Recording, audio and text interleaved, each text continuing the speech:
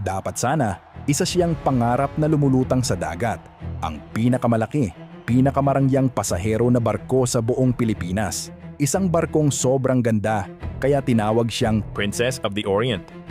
pero isang madilim na gabi ng Setyembre 1998. ang pangarap na yun ay naging bangungot na habambuhay tatatak sa bansa. Ito ang totoong kwento kung paanong ang isang luxury ship ay naging libingan sa loob lang ng 3 oras. At ang malalaman mo ngayon, mapapaisip ka kung gaano nga ba talaga kaligtas ang mga barko natin. Pero bago tayo pumunta sa gabing yon ng trahedya, kailangan nating bumalik kung saan nagsimula ang lahat. Dahil matagal nang itinanim ang binhi ng sakunang ito bago pa man siya dumating sa Pilipinas. Isipin mo ito, taong 1974 sa Japan, abala ang mga manggagawa sa shipyard. Isang napakalaking barko ang unti-unting nabubuo. Tinawag nila itong Sunflower 11. Hindi lang ito basta ferry, isa itong floating palace. Halos 200 metro ang haba at halos 14,000 tonelada ang bigat. Pero ang talagang espesyal dito, mayroon itong fin stabilizers. Mga makinang pakpak sa ilalim ng tubig na automatikong nag-a-adjust para hindi siya basta-basta yumanig kahit malalaki ang alon. Kung ang normal na barko ay parang kabayong hirap kontrolin, ito naman ay parang luxury car na sobrang smooth kahit lubak-lubak ang daan. 20 taon siyang naglayag sa Japan nang walang malaking problema. Ligtas, komportable, maaasahan. Pero pagsapit ng 1990s, pinalitan na siya ng mas bagong barko. Akala ng lahat tapos na ang kwento niya. Pero hindi pa pala. Noong 1993, binili siya ng Sulpicio Lines sa Japan at dinala sa Maynila. Pinalitan ang pangalan, MV Princess of the Orient. Ang bagong reyna ng dagat ng Pilipinas. Pero may plano ang kumpanya. Gusto nilang mas marami ang maisakay. Kaya inextend nila ang mga deck. Nagdagdag ng mga kwarto at pasahero. Kaya na yang magdala ng halos 4,000 katao. Parang isang maliit na bayan sa gitna ng dagat. Pero may problema. Kapag nagdadagdag ka ng bigat sa taas ng barko, tumataas din ang center of gravity. Isipin mo na lang, parang lapis na binabalance mo sa daliri. Pag nilagyan mo ng bato sa tuktok, mas madali na siyang matumba. Mas sensitibo na ngayon ang Princess sa alon. Mas umaasa na siya sa mga stabilizer ng Japan para manatiling steady kapag may bagyo. Pero tuloy lang ang biyahe. Lahat ay ayos hanggang sa December 1997. Habang nakadaong sa Maynila, may sunog sa engine room. Malaking pinsala. Dinala pa siya sa Singapore para ayusin. Pagbalik niya, may kakaiba. May permanenteng tagilid sa kaliwa, 3 degree lang, pero halata. At yung fin stabilizers? Nasira sa sunog. At dito nagsimula ang madilim na kabanata. Hindi na sila nagpaayos. Hindi dahil imposible. Siguro mahal. O baka wala silang pakialam. Wala nang stabilizers. Pero tuloy ang biyahe. Linggo-linggo, buwan-buwan. Isang barkong may problema at walang depensa laban sa bagyo. Isang disaster na hinihintay lang mangyari. At dumating ang araw na yon, September 1998. Nabuo ang bagyong Vicky sa South China Sea. Imbes na lumayo, lumiko ito papuntang Pilipinas. At habang lumalapit, lumalakas ito ng sobrang bilis. Hangin na abot sa 165 kilometers per hour. mga alon na parang gusaling 2 palapag ang taas. Sino bang kapitan ang tatanggap ng ganyang kondisyon? Dapat manatili sa pier. Pero ang Princess of the Orient may schedule na kailangang sundin. 10:00 ng gabi, September 18th. puno ang pantalan sa Maynila. May mga nakapansin, medyo tagilid daw ang barko. Pero sabi ng crew, Normal lang yan. malaki, matatag, at reyna ng dagat daw ito. Ano bang pwedeng mangyari? Pinayagan pa ng Coast Guard na umalis. Signal number 1 lang naman daw. Kaya naglayag ang Princess, dala ang 490 katao, papunta mismo sa gitna ng bagyo. Pero kakaunti lang ang pasahero at kargamento noon, kaya magaan ang barko. At kapag magaan, mas madaling yanigin ng alon. Sinubukan ng crew na punuin ng tubig ang ballast tanks para bumigat. Pero hindi pa tapos, umalis na ang barko. Strike 1, sa unang oras, okay pa, protektado pa ng mga isla. Pero pagdaan ng 11:30 ng gabi, lumabas na siya sa open sea. At doon, sumalubong si Vicky. Malalaking alon ang bumangga sa gilid ng barko. Sumisigaw ang hangin. At dahil wala ng stabilizers, nagsimula umuga ang barko. Kaliwa, kanan, mas malakas bawat galaw. Sa cargo deck, gumugulong na ang mga truck at kotse. Hindi kasi nakatali ng mabuti. Kahoy lang ang pumipigil. Hanggang sa sabay-sabay silang dumausdos sa kaliwang bahagi. Biglang pumaling ng matindi agad ang barko. 3 degree na tagilid, naging 15, tapos 20. Sa bridge, nagsisigawan na ang mga alarma. Sinubukan ng kapitan na ayusin ang balanse, pero huli na. At sa desperasyon, nagdesisyon siyang lumiko pa kanan. At doon, tuluyang nagbago ang lahat. Kapag lumiliko ang barko, tinutulak siya ng puwersa sa kabilang direksyon. Ang pagliko sa kanan, lalo lang nagpatumba sa kanya sa kaliwa. Tinawag ito ng investigasyon bilang fatal maneuver. Habang lumalala ang tagilid at hating gabi, narinig ang huling mensahe. Uncontrollable list to port. Iyon na ang huli nilang tinig. Isipin mong nandun ka. Ang sahig ay parang pader na. Dumudulas ka pababa. Umiiyak ang mga tao. Nagdidilim ang ilaw. Pumapasok na ang tubig. Sinubukan ng kapitan magsabi ng abandon ship. Pero huli na. Walang oras. Walang maayos na life jacket. Lahat kanya-kanyang takas. 12:35 a.m. 3 oras matapos umalis, lumubog ang Princess of the Orient. Dinala ng dagat ang halos lahat. Ang mga nakaligtas, lumaban sa alon at dilim. Iba, nakakapit sa debris. Iba, sa life raft na halos tangayin ng alon. Wala silang alam kung aabot pa ba ang umaga. Pagliwanag, lumutang ang katotohanan. Mga bangkay, mga piraso ng barko, at mga buhay na hindi na muling makikita. Ilan ang patay? Walang nakakatiyak. 490 passengers. Pero sa totoo lang, mas marami. May mga hindi nakalista, mga pasaherong sumabay lang. Iba't ibang numero ang lumabas, 70, 150, 220. Pero ang totoo, walang nakakaalam kung ilan talaga ang nalibing sa dagat. Mas malala pa, lumabas sa investigasyon ang nakakatindig balahibong katotohanan. Hindi aksidente ito. Ito ay bunga ng kapabayaan, shortcuts, at kasakiman. Tinukoy ng Board of Marine Inquiry ang mga pagkakamali. Kapitan na nagkamali sa desisyon. Chief mate na hindi alam kung stable ba ang barko. Cargo na hindi na secure. Distress signal na maling frequency. At nang mas malalim silang nag-imbestiga, mas nakakagulat. Alam ng Sulpicio Lines ang lahat. May history na ng aksidente ang kapitan. Nasadsad na niya ang barko dati. Nakabangga ng iba. Pero inulit pa rin nila siyang pinaniwalaan. At mas masakit pa, hindi ito ang unang beses. Noong 1987, lumubog ang Doña Paz. Nasunog matapos banggain ang oil tanker. 4,385 patay. Pinakamatinding trahedya sa kasaysayan ng dagat. Taong 1998, sumunod ang Doña Marilyn. Halos 390 ang patay. At ngayon, Princess of the Orient. 3 barko, iisang kumpanya, iisang pagkakamali. At kahit paulit-ulit na, walang nangyari.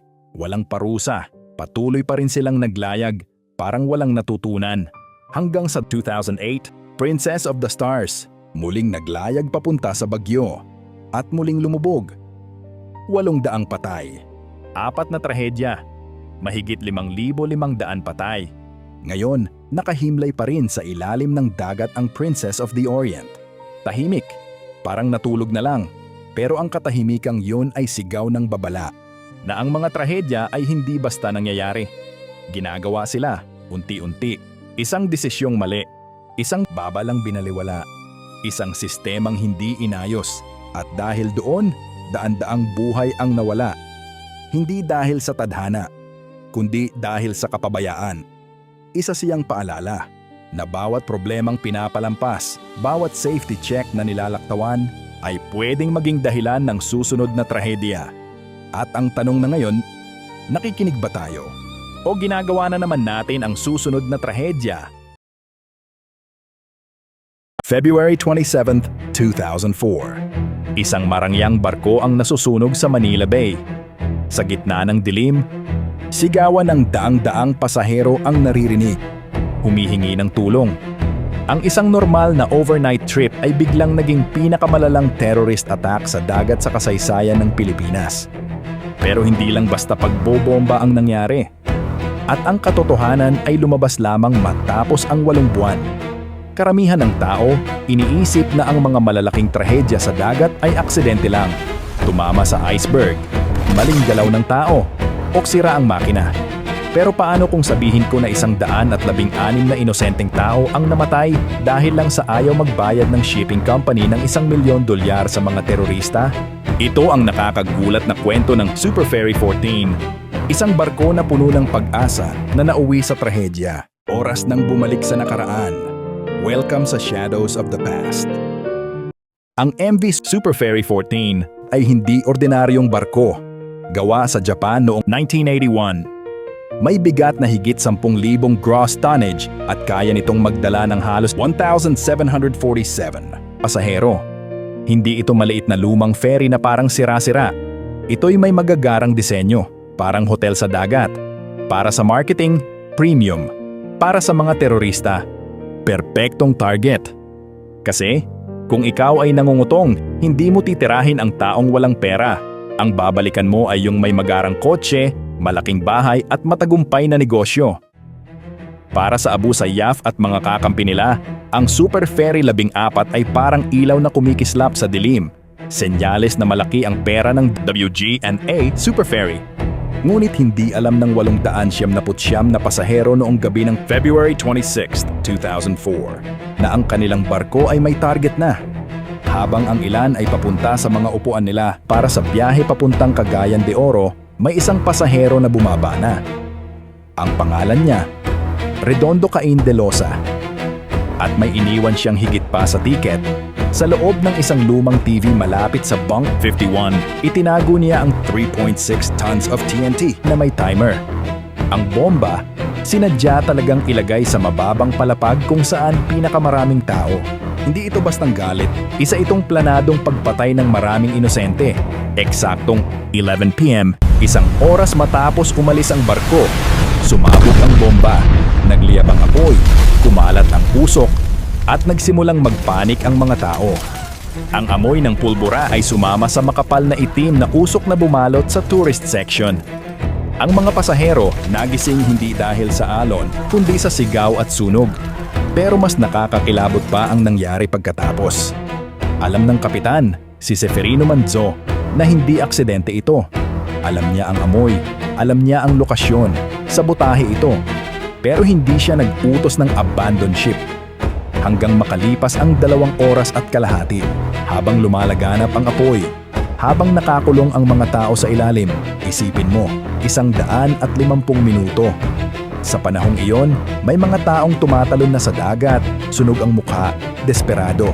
Ang iba, nahihirapan huminga sa masisikip na pasilyo. Dumating ang mga bangka ng Coast Guard, mga helicopter, at maging maliliit na fishing boats para magligtas. Pero para sa marami, huli na ang lahat. Ang pagkabigo na ito ay nagpakita kung gaano ka-unprepared ang lahat sa ganitong uri ng pag-atake. Kung mechanical failure lang, kaya pang ayusin. Pero ito ay bomba, at walang may alam kung paano re-respondehan. Habang nakalutang ang mga nakaligtas at isa-isang dinadala ang mga bangkay, ibang kwento ang ipinahayag ng gobyerno. Gas explosion. Aksidente lang. Pinilit nilang itanggi na terorismo ang dahilan. Pero alam ng survivors ang totoo. Narinig nila ang pagsabog, naamoy nila ang pulbura, at alam nila eksakto kung saan nangyari. 8 buwan, paulit-ulit na itinanggi ng gobyerno ang katotohanan. Kahit na sa hearing noong March 2004, higit 150 survivors ang nagpatotoo. May pagsabog sa bunk, 51. Kahit mismong kapitan ay nagsabi na naamoy niya ang pulbura, pero tikom pa rin ang bibig ng mga opisyal. Bakit? Kasi kung aaminin nila na Abu Sayyaf ang may kagagawan, malaking kahihiyan. Isang national security disaster. Ibig sabihin kaya ng terorista targetin ang sentro ng transportasyon ng bansa. Ang katotohanan ay lumabas lang nang umamin mismo ang bomber, si Redondo Cain de Losa, miyembro ng Raha Sulaiman Movement na konektado sa Abu Sayyaf. Binili niya ang tiket, inilagay ang bomba sa Bank 51B at bumaba bago pa umalis ang barko. Ang mga utak ng operasyon, Gaddafi Janjalani, Abu Sulaiman at Ruben Lavilla Jr., mga lider ng Abu Sayyaf. Pero higit na nakakakilabot ang dahilan, hindi ito purely tungkol sa relihiyon o ideolohiya. Pera lang ang habol. Humingi sila ng $1 milyong na protection money mula sa WGNA. Nang tumanggi ang kumpanya, 116 ang pinatay bilang parusa. Ito ang business model ng terorismo. Pera kapalit ng buhay. Hindi ka nagbayad? Mamamatay ang mga pasahero mo. Kasama sa 116 na biktima ang 15 bata. 6 sa kanila wala pang 5 taong gulang. May mga estudyanteng champion sa journalism contest na papunta pa sana sa kompetisyon. Mga pangarap na wala. Ang recovery, sobrang hirap. Sa unang linggo, 4 lang na bangkay ang nakuha mula sa barko. Marami ang natrap sa loob. Ang ilan, nalunod sa dagat. At may 53 katao hanggang ngayon ay hindi pa natatagpuan. October 11, 2004. Sa wakas, inamin ni Pangulong Gloria Macapagal Arroyo na pambobomba ang nangyari. May naaresto, pero ang mga utak tumakas pa rin. Unti-unting dumating ang hustisya. Napatay si Janjalani noong 2006. Napatay din si Abu Sulaiman noong 2007. Si Lavilla, nahuli sa Bahrain noong 2008 at na-deport pabalik para humarap sa kaso. Nagbago ang lahat pagkatapos ng Super Ferry 14. Nagkaroon ng Sea Marshal sa mga ferry. Mandatory na ang baggage screening. Natapos ang panahong kampante ang lahat na ligtas ang mga barko. Ang mismong barko, na dating simbolo ng karangyaan, iniyahon mula sa dagat at ibinenta bilang scrap. Hindi ito natapos sa retirement, natapos ito sa abo at kalawang. Hanggang ngayon, ang Super Ferry 14 ang pinakamatinding terrorist attack sa dagat sa Pilipinas. Hindi dahil sa bilang ng patay, kasi may mas malalaking aksidente gaya ng Doña Paz. Pero dahil ito ay sinadya, planado, at pinaramdam sa buong bansa na walang inosenteng target para sa mga terorista. Isang TV, isang timing device, isang desisyong huwag magbayad ng extortion. Ang 3 bagay na nagdulot ng trahedya at nagbago ng maritime security magpakailanman. Ang karangyaan ng Super Ferry 14 na dating kinagigiliwan ng pasahero, siya ring naging dahilan kung bakit ito'y tinarget. At sa huli, 116 na inosenteng tao ang nagbayad ng pinakamahal na presyo. Naririnig natin ang Don Juan tragedy. Agad na pumapasok sa isip ang simpleng kwento, isang malagim na aksidente sa dagat. Pero paano kung hindi lang ito basta paglubog ng barko? Paano kung ang Don Juan tragedy ay hindi biglaang sakuna, kundi isang kapabayaan na nagdulot ng trahedya? Habang sinasabi ng iba na isa lang itong aksidenteng hindi inaasahan, ibang larawan ang ipinapakita ng katotohanan. Paulit-ulit na babala, kaduda-dudang desisyon, labis na overcrowded at mga safety protocol na halos palabas lamang. At sa kabila ng lahat, pinabiyahe pa rin ang barko? Bakit? At sino ang nagdesisyon? April 22, 1980. Abala ang North Harbor ng Maynila. Puno ng saya ang paligid, mga pamilya, estudyante, at mayayamang bakasyonista. Lahat papuntang Bacolod City para sa bakasyon. Ang barkong sasakyan nila, MV Don Juan, ang ipinagmamalaking barko ng Negros Navigation. Sa loob ng 9 na taon, ligtas itong nakapagdala ng mga pasahero. Buo ang tiwala ng mga tao dito. Pero may lihim na hindi alam ng kahit sino noon. Sira na ang barko. Nagpapabaya ang kapitan. At ang mga nasa taas, walang pakialam. Hapon niyon, 1 p.m., handa nang umalis ang Don Juan sa Pier 2. Ang legal na kapasidad ng barko ay 864 na tao. Kasama na ang crew. Iyon lang ang bilang na ligtas. Pero nang umalis ang barko, 1,004 na katao pala ang sakay. Isipin mo yan, 140 sobra. Sobrang sikip, sobrang delikado.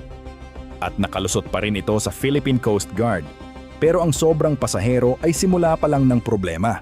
Habang tahimik na dumadaan ang Don Juan sa karagatan, may kakaibang nangyayari sa bridge ng barko. Ang kapitan, ang taong dapat nagbabantay sa kaligtasan ng lahat, nagmamadyong. Oo, tama ang narinig mo. Naglalaro siya ng madyong, kasama pa ang ilang crew. Imbis na magmasid sa daan ng barko, abala sila sa laro. Habang naglalayag, papunta sila sa Tablas Strait, isang makipot na daanan ng tubig sa pagitan ng Romblon at Oriental Mindoro. Delikadong lugar iyon kahit sa magandang panahon. Diyan madalas dumaan ang mga bagyo. Pero noong araw na yon, walang bagyo, walang storm signal, tahimik ang dagat. Ibig sabihin, ang mangyayari sa susunod, pwede sanang naiwasan. 10:30 p.m., karamihan sa mga pasahero natutulog na. Yung iba, nag-aayos ng higaan. Mga bata, nananaginip ng pagdating nila kina mama at papa kinabukasan. Bigla, isang malakas na pagsabog. Ang MT Tacloban, isang dambuhalang oil tanker ng Philippine National Oil Company, sumalpok sa Don Juan. Napakalakas ng banggaan. Nasira ang tagiliran ng Don Juan, malalim, at nasa ilalim ng tubig. Rinig ang pag-iyak, sigaw, tunog ng bakal na naggigirian. Pero ito ang mas nakakatindig balahibo. Hindi lang nasira ang Don Juan, lumubog ito sa loob ng 10 hanggang 15 minuto. Isipin mo, tulog ka, biglang may kumalabog. Nagising ka sa sigawan, nagtilt ang sahig. At may rumaragasang tubig, madilim.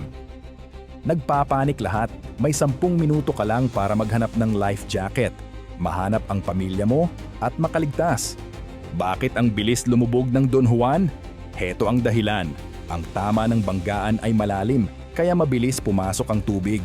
Ang engine room agad ang unang nilamon ng dagat. Doon nanggagaling ang kuryente ng barko. Nang tamaan ng tubig, biglang namatay ang ilaw, tumigil ang pump, at nawala ang komunikasyon. Hindi na makatawag ng tulong ang crew. Sa ilang segundo lang, naging madilim at nakatagilid na kabaong ang barko. At yung watertight doors, mga pinto dapat na nagsasara para di kumalat ang tubig, naiwan palang bukas o hindi na isara ng tama. Kumalat ang tubig sa bawat bahagi. At dahil sobrang puno ng barko, mas mababa ito sa tubig. Kaya mabilis na pumasok ang tubig, nagkagulo. Walang na-launch na lifeboat sa oras. Walang distress call agad. At ang crew, hindi alam ang gagawin. Nang imbestigahan, lumabas na hindi sinunod ng Don Juan ang basic maritime right-of-way rules. Parang traffic rules sa dagat. Dapat alam ng bawat kapitan kung sino ang dapat umiwas. Pero binaliwala ito ng kapitan. O baka naman hindi niya nakita ang tanker dahil abala siya sa madyong. Pareho lang ang ending, banggaan. At nang nangyari ang sakuna, kulang din sa safety equipment. Yung mga life jacket, kulang. Yung mga crew, hindi sanay sa emergency. Wala ring regular drills. Kinabukasan, April 23, lumabas ang buong pangyayari. 180 patay. 115 nawawala. Halos 300 buhay ang nawala. Mga pamilya, wasak. Mga batang nagbakasyon, hindi na nakabalik. Mga magulang na nagpaalam sa pier, hindi na nakita ang mga anak. Lalong nagdalamhati ang Bacolod City, kung saan karamihan ng biktima nakatira. Hindi lang ito numero, mga totoong tao ito. Mga mayayaman, oo, pero marami ring ordinaryong Pilipino. Sa sobrang lungkot, ginawa ng syudad ang Mascara Festival, ang Festival of Smiles, para matutunang ngumiti muli kahit masakit. Pero hindi doon natapos ang kwento. Lumaban ang mga pamilya sa korte. Dinemanda nila ang Negros Navigation. Umabot ang kaso sa Korte Suprema. At dito, nagbago ang kasaysayan ng batas sa Pilipinas. Karaniwan, kapag lumubog ang barko, may tinatawag na limited liability. Ibig sabihin, hanggang halaga lang ng barko ang babayaran ng kumpanya. Pero sabi ng Korte Suprema, hindi ngayon. Sinabi ng hukuman na malubha ang kapabayaan ng Negros Navigation. Pabayaan ang crew, hinayaang magmadyong ang kapitan, pinayagang mag-overload ng 140 tao. Hindi inayos ang watertight doors, kulang sa safety gear, at hindi sinunod ang batas sa dagat. Hindi ito aksidente. Mga desisyon dulot ng mga pagkakamali. Dahil doon, nawala ang proteksyon ng kumpanya. Pinagbabayad sila ng buo. Naging landmark case ito. nagbago ang pagtingin ng batas sa mga trahedyang pandagat. Pagkatapos ng Don Juan, nagpatupad ang gobyerno ng mas mahigpit na patakaran, mas mahigpit na inspeksyon, mas maayos na komunikasyon ng Coast Guard, at mas mataas na standard ng kaligtasan. Dapat may sapat na life jacket, tama ang sealing ng pinto, at regular ang safety drills. Pero nakakalungkot, huli na. Sa mga sumunod na taon, marami pang barko ang lumubog, marami pang buhay ang nawala. Hindi agad natutunan ng bansa ang aral ng Don Juan. Kaya ano ang ibig sabihin nito para sa iyo ngayon? Dalawang simpleng bagay. Una, alamin mo ang emergency procedures sa oras na sumakay ka ng barko. Hanapin ang life jacket, tandaan ang daanan palabas, at huwag umasa lang sa crew. Pangalawa, pakinggan mo ang instinct mo. Kung mukhang siksikan o delikado ang barko, umalis ka. Dahil minsan, ang tiwala sa maling sistema, maaaring makamatay. Ang trahedya ng Don Juan hindi aksidente. Ito ay resulta ng kasakiman, kapabayaan, at kawalan ng disiplina. 275 katao ang nagbuwis ng buhay. Ang kanilang kamatayan ay paalala. Ang kaligtasan ay hindi lang responsibilidad ng iba, kundi ng bawat.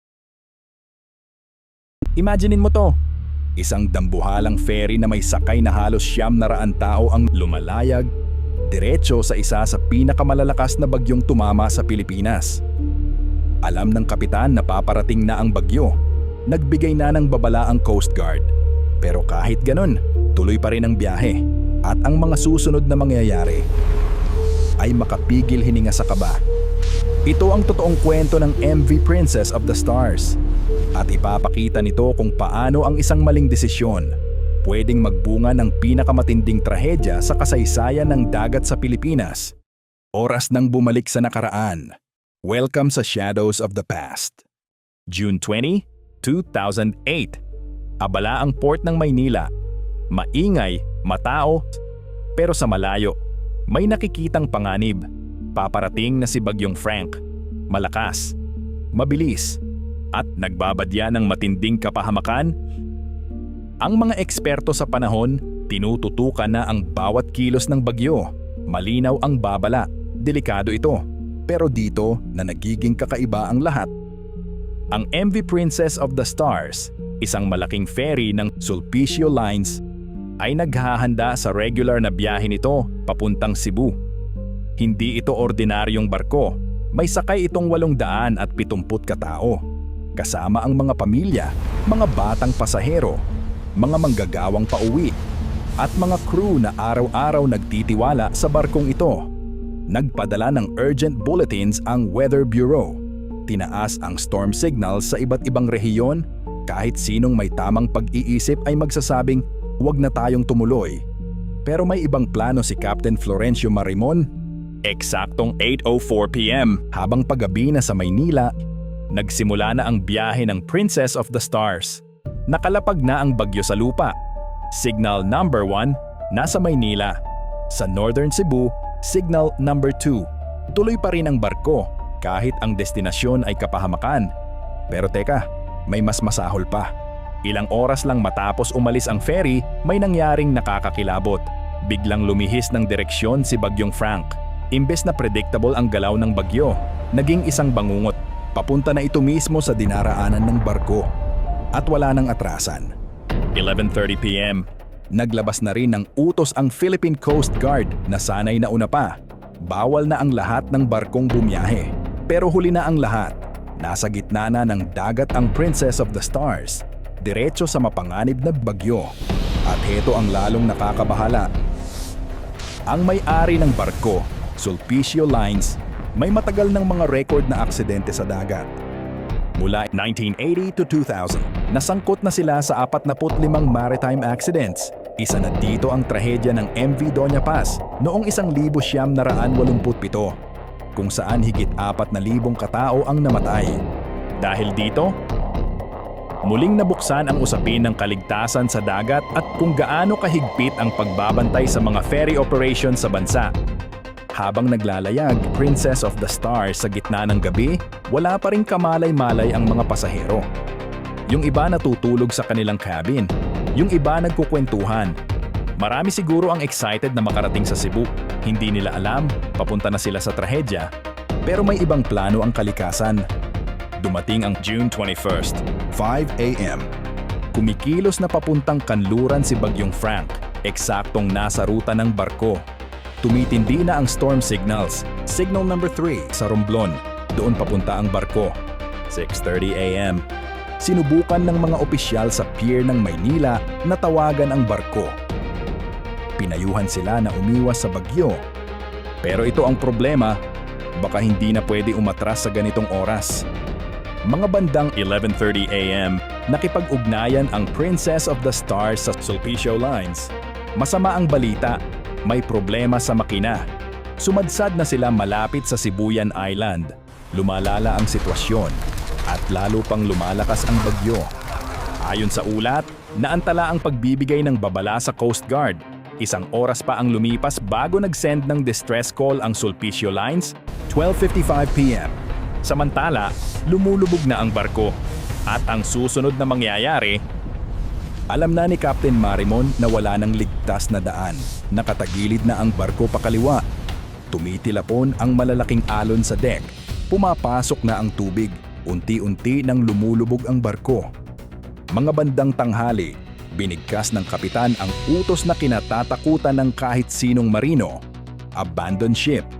Pero ito ang mas nakakakilabot. Ang lifeboats ay nakatali ng sobrang higpit. Hindi ito agad maibaba. Ang mga life jackets, luma na at hindi pasado sa international safety standards. Sa oras na pinakakailangan ito ng mga tao, pumalya ang lahat. Nagkakagulo na. Nagkahiwa-hiwalay ang mga pamilya sa barko. Umiiyak ang mga bata. Nagsisiksikan ang mga tao sa exit. Pero ang disenyo ng barko nagdulot ng bottleneck. Isang nakamamatay na bitag. At sa loob lang ng ilang minuto, nangyari na ang hindi inaasahan. Lumubog ang MV Princess of the Stars sa ilalim ng malalaking alon. Halos 900 katao ang biglang lumalaban para mabuhay sa gitna ng bagyo, sa gitna ng lumulutang na debris at langis. Hindi makalapit ang rescue dahil sa lakas ng ulan at hangin. Nakapanlulumo ang nangyari. Sa 870 sakay ng barko, 56 lang ang nakaligtas. Ibig sabihin, 814 ang namatay.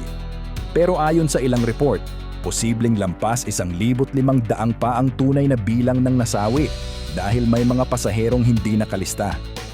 At heto pa ang mas masalimuot. Pagdating ng mga rescuer sa lugar ng wreck ilang araw pagkatapos ng insidente, may natuklasan silang lalong nagpahinto sa lahat. May sakay pala ang barko na 10 tonelada ng nakalalasong pesticide, kasama ang kemikal na tinatawag na endosulfan. At ayon sa investigasyon, mali ang pagtransport nito.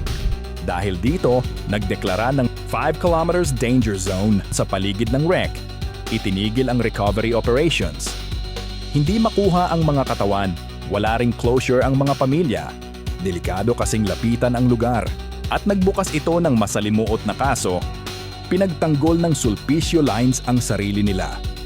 Sabi nila, hindi nila kasalanan ang trahedya. Sobrang lakas daw ng bagyo. Mali raw ang forecast at may clearance daw silang maglayag. Pero matapos ang maraming investigasyon, isang bagay ang naging malinaw. Ang trahedya ay bunga ng human error at kakulangan sa safety protocols. Hindi lang ito gawa ng kalikasan. Kaya idineklara ang Sulpicio Lines na may malaking pagkukulang, gross negligence. At pinagbabayad sila ng danyo sa mga pamilya ng biktima. Tinanggalan sila ng lisensya para hindi na makapagbiyahe ang mga barko nila. Nag-apela pa sila. At kahit may binigay na bayad sa ilang pamilya, marami ang nagsasabing kulang na kulang ito sa tindi ng nawala sa kanila. Pero may isang pagbabago na sumunod. Binago ng Philippine Coast Guard ang sistema nila sa weather monitoring. Bago na ang mga regulasyon, bawal nang bumiyahe kapag delikado ang panahon. Mas pinaigting ang komunikasyon. Mas mahigpit na ang pagpapatupad ng international safety standards. Ang Princess of the Stars, naging isang matinding paalala. Pero kapalit nito, daan-daang inosente ang namatay. Mga buhay na pwedeng mailigtas kung mas naging maingat ang mga desisyon. mas ligtas ang gamit, at mas maayos ang pamamalakad. Hanggang ngayon, nasa ilalim pa rin ng dagat ang mga bangkay ng mga namatay sa trahedya ng Princess of the Stars. Isang multong nagpapaalala sa lahat kung ano ang pwedeng mangyari kapag pumalpak ang kaligtasan. Patuloy ang laban ng mga pamilya para sa hustisya. Alam nilang hindi dapat nangyari ito. Ipinapakita ng kwentong ito na ang mga trahedya ay hindi lang basta aksidente. Madalas, ito'y bunga ng maling sistema, maling desisyon, at kulturang kailangang baguhin. Hindi dapat lumubog ang Princess of the Stars.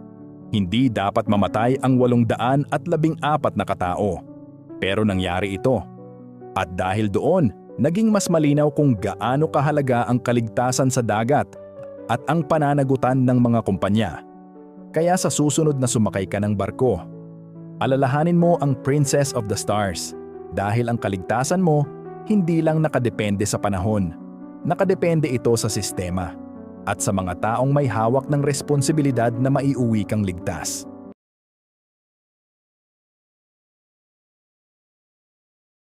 Ang Doña Paz ang pinakamatinding trahedyang pandagat na maririnig mo. Naitayo ang barkong ito noong 1963 sa Onomichi, Japan, mga 50 kilometro lang mula sa Hiroshima. Sa loob ng 12 taon, naglayag ito sa ilalim ng bandilang Hapones at tinawag na Himayuri Maru. Tahimik ang buhay ng barko noong panahong yon at sa mundo ng barko. Ang pagiging tahimik ay maganda. Ibig sabihin, walang lumubog, walang nasunog. Pero magbabago ang lahat nang ibenta ito sa isang kumpanyang Pilipino na tinatawag na Sulpicio Lines, na hanggang ngayon ay umiiral pa rin gamit ang bagong pangalan na Philippine Span Asia Carrier Corporation. Catchy, di ba? Dahil nandyan pa rin ang kumpanyang ito. At ayaw nating makasuhan, uulitin natin. Lahat ng ito ay puro alleged lang. Ngayon, sa loob ng ilang dekada, maraming barkong pag-aari ng kumpanyang ito ang nagkataon lang na nasangkot sa mga aksidenteng ikinasawi ng maraming pasahero. Allegedly, syempre. Pagkatapos ibenta ang Himayuri Maru, pinalitan ito ng pangalan na Don Sulpicio Line. Bakit hindi? 'Di ba? Pero ilang taon lang ang lumipas bago nagsimula ang totoong problema. Oras nang bumalik sa nakaraan. Welcome sa Shadows of the Past. Noong June 5, 1979, habang nasa gitna ng biyahe at may sakay na mahigit 1,000 pasahero, bigla na lang itong nasunog. Pero teka lang, may trivia tayo. Habang nasa Japan pa ang barko, ang maximum capacity lang nito ay 608 pasahero. Pero nung nasunog ito, 1,164 ang sakay. Halos doble ng orihinal na kapasidad. Parang hindi maganda yan. Pero sa kabutihang palad, sa insidenteng ito, lahat ng pasahero at crew ay nailigtas. Walang nasawi, kaya lang tuluyan ng nasira ang barko. Akala mo, katapusan na? Hindi pa pala. Ayaw bitawan ng Sulpicio Lines ang barko. Binili ulit nila ito, inayos, nirestore at ibinalik sa serbisyo. Ang bagong pangalan nito, Doña Paz. Pagkatapos niyan, muling naglayag ang barko sa loob ng maraming taon na walang nangyaring insidente. Parang tapos na ang bangungot. Ang barkong Doña Paz, puno ng pasahero, biglang naging bola ng apoy sa gitna ng dagat. Maraming tumalon para iligtas ang sarili. Pero para sa iba, mali ang kahit anong piliin. At ito, hindi ito ang unang beses na may nangyaring trahedya sa kumpanyang ito. At hindi rin ito ang huli. December 20th, 1987. Lulan ng barko ang libu-libong pasahero. Galing Tacloban, papunta ng Maynila. May stopover sa Catbalogan. 2 beses kada linggo ang biyahe. Normal lang sana ito. Pero hindi alam ng lahat, iyon na pala ang huli nilang pagsakay. Ang Doña Paz ang itinuturing na pinakamalalang trahedya sa dagat sa panahong walang digmaan. Pero, kakaunti lang ang nakakaalam ng buong kwento. Sa kalagitnaan ng gabi, bumangga ang Doña Paz sa isang oil tanker, ang MT Vector. Sa Dumali Point ito nangyari, malapit sa Marinduque. Bit-bit ng Vector ang mahigit 1,000 tonelada ng gasolina para sa Caltex. Parehong barko, hindi na nakaabot sa destinasyon nila. 24 lang ang nakaligtas mula sa Doña Paz. 2 tripulante lang mula sa Vector. Yun lang ang mga taong makakapagkwento kung ano talaga ang nangyari. Walang nakaligtas na crew mula sa Doña Paz. At ang 2 galing sa Vector, natutulog raw sila nang mangyari ang banggaan. Araw-araw, milyon-milyong Pinoy ang bumibiyahe sa pagitan ng 7,000 isla. Ferry ang pinakaabot kayang paraan. Pero ayon sa mga ulat, madalas ang sobrang pasahero sa mga ferry. At noong panahong iyon, Pasko na. Lahat gustong umuwi. December 20th, excited ang mga pasahero. Gusto lang nilang makasama ang pamilya. Pero may kakaiba agad na pansin. Ayon sa mga saksi, tagilid na raw ang barko paalis pa lang ng pier. Ibig sabihin, sagad na sagad ang laman. 6:30 a.m. Umalis ang Doña Paz mula Leyte. Overnight trip papuntang Maynila. Sabi sa official na listahan, 1,493 pasahero, 59 ang crew. Pero ayon sa mga nakaligtas, mas marami pa. Siksikan daw. Si Aludia Bascal, isa sa mga survivor, sabi niya, parang mga ipis o langgam ang itsura ng mga tao sa siksikan. May 4 na tao sa isang kama at ang iba nakahiga na lang sa sahig ng barko. May isa pang survivor, si military officer Lutgardo Nido. Kwento niya, may 1,000 sundalo pa raw na sumakay last minute. Hindi rin sila kasama sa listahan. At ayon sa mga kwento, may halos 1,000 bata rin na wala sa manifest. Ang totoo, mahigit 3,000 katao ang sakay ng barko. Double sa legal na bilang. 10:00 ng gabi, maraming natutulog. May 6 na oras na lang, Maynila na... Pero habang binabaybay nila ang Tablas Strait, may nakita si Salvador Bascal, tatay ni Aludia. Ilaw ng barko, papalapit, masyado nang malapit. At ayun na nga, bumangga ang barko ng gasolina, ang MT Vector. Isang malaking pagsabog ang sumunod. Sumiklab ang apoy mula engine room hanggang main switchboard ng Doña Paz. Kumalat ang sunog sa loob. Madilim, walang ilaw, nagkagulo ang mga tao. Walang makalabas sa sobrang init at usok. Marami ang umakyat sa taas ng barko at tumalon. Pero hindi nila alam na pati ang dagat ay nagliliyab na rin. Nasusunog ang tubig. Tumalon si Niedo agad. Pagkalipas ng 1 minuto, boom! Sumabog ang pareho pang barko. Tumalon din si Aludia. Pero sa pagbaba niya, nakita niya, nasusunog na ang tubig sa paligid. Wala na raw siyang pag-asa. Naglalagablab ang dagat. At habang nilalangoy niya ito, nakita niyang umuusok at nababalatan ang balat ng mga survivor sa paligid. Napaso ang balat ni Aludia habang lumalangoy. Pero dumating si Salvador. Niligtas siya ng sariling ama. Magkasama silang lumangoy ng mahigit 1 oras. Nakaligtas sila dahil sa isang cargo ship na Don Claudio. Ayon sa mga report, mahigit 4,300 ang sakay ng Doña Paz. Pero 26 lang ang nakaligtas. Iba ay may 3rd-degree burns. Umiiyak, nasusunog ang katawan. Noong 2012, may isa pang lumutang, si Valeriana Duma. 25 pala silang survivor. 4 na taong gulang siya noon. Ang pinakabata sa lahat. 2 oras lang. At lumubog na ang Doña Paz. Ayon kay Arnel Galang, 18 taong gulang noon, 2 beses daw umikot ang barko bago tuluyang lumubog. Ang Vector? Lumubog rin pagkalipas ng 4 na oras.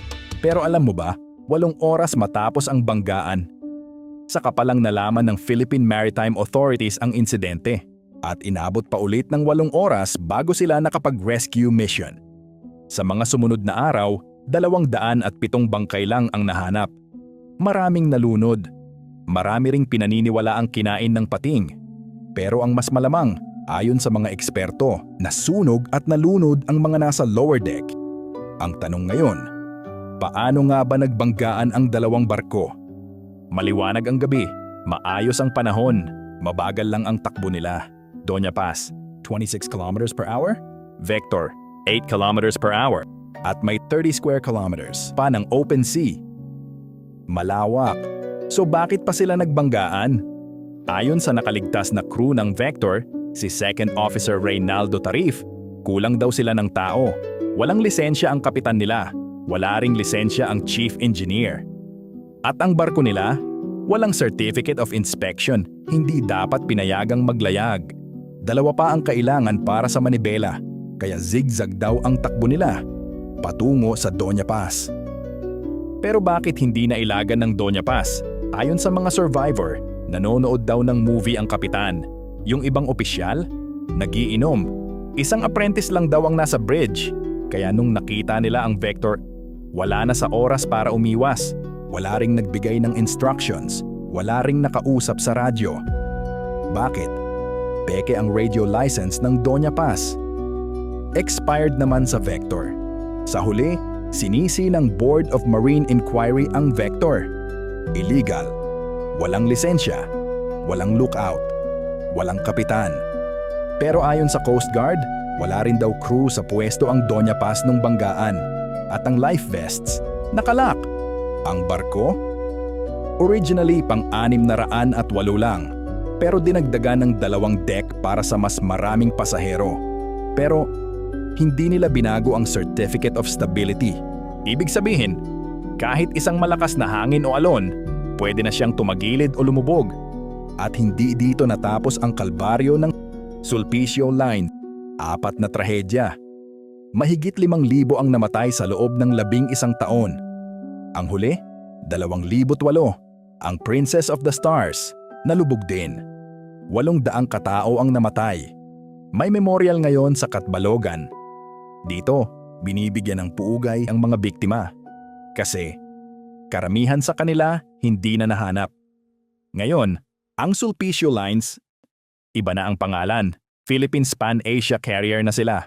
Pero ang alaala ng Doña Paz, hindi na mawawala. Huwag kalimutang mag-subscribe sa aking YouTube channel para sa mas maraming amazing na content. Pindutin ang subscribe button at i-on ang notifications. Kung nag-enjoy ka sa napanood mo, i-click mo na yung sa kanan para sa iba pang history adventures. Salamat sa panonood hanggang sa muli.